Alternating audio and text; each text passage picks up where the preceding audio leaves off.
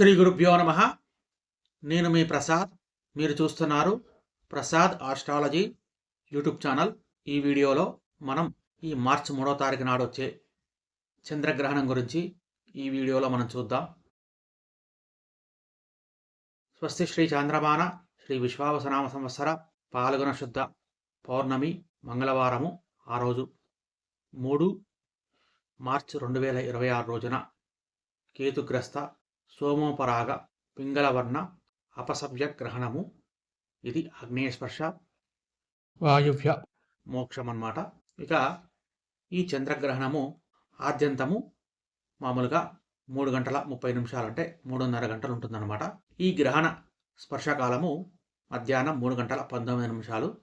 అయితే గ్రహణ ప్రారంభ కాలమేమో 4 గంటల 33 నిమిషాలకు, గ్రహణ మధ్యకాలము 5 గంటల 3 నిమిషాలు. ఇక గ్రహణ మోక్షకాలమేమో 6 గంటల 46 నిమిషాలు. ఇక మనకు గ్రహణం అంటే మన భారతీయులకు కానీ మన ప్రాంతాల్లో ఈ గ్రహణం 59 నిమిషాలు మాత్రమే మనకు అవపడుతుంది. మనం ఆ టైంలో ఈ గ్రహణాన్ని చూడగలుగుతాం అన్నమాట.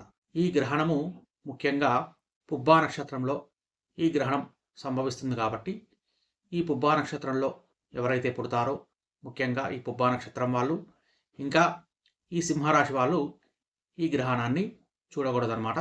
దీంతో పాటుగా ఇక గర్భిణీ స్త్రీలు ముఖ్యంగా సాయంకాలం పూట 4 గంటల నుంచి 7 గంటల వరకు నిద్రించడం మంచిది.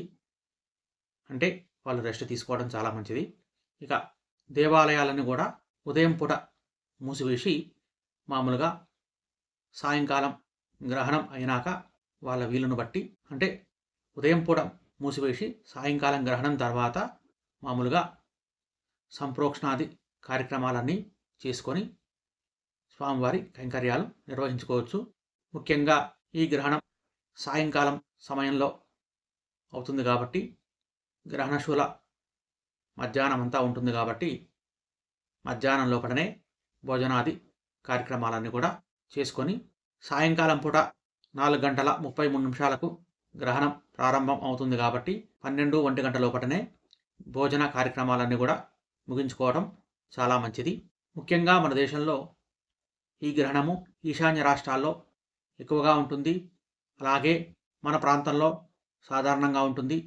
ఇక పశ్చిమ ప్రాంతమైన బొంబాయి ప్రాంతంలో ఎక్కువగా ఈ గ్రహణము కనిపించకపోవచ్చు. ఇంకా చెప్పాలంటే ఈ గ్రహణము కర్కాటక రాశి వారికి, సింహరాశి వారికి, వృశ్చిక మీనరాశి వాళ్ళకు ఈ గ్రహణము అంత మంచిది కాదు.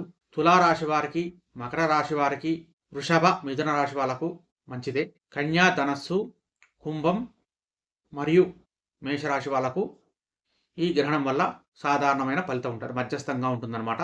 ఇంకా చెప్పాలంటే ఈరోజు మనకు హోలీ పండుగ కూడా ఉంటుంది కాబట్టి మామూలుగా హోలీ అనేది ఉదయం పూటనే మనము ఆడుకునే పండుగ కాబట్టి మామూలుగా 11 గంటల లోపల ఈ హోలీ ఆడుకొని తర్వాత భోజనాదులన్నీ ముగించుకోవడం చాలా మంచిదన్నమాట.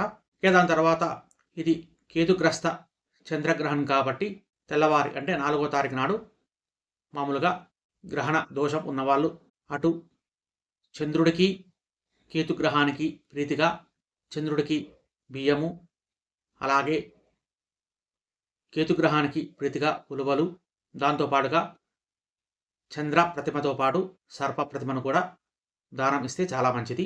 ఇది వాళ్ళ యొక్క శక్తిని అనుసరించి వాళ్ళు చేసుకుంటే చాలా మంచిదన్నమాట. ఆ విధంగా చేయలేని స్థితిలో ఎవరైనా ఉంటే వాళ్ళు రావి చెట్టుకి 21 సార్లు ప్రదక్షిణ చేస్తే వాళ్లకు గ్రహణ దోషం ఏదైనా ఉంటే ఆ గ్రహణ దోషం సంక్రమించకుండా ఉంటుందన్నమాట.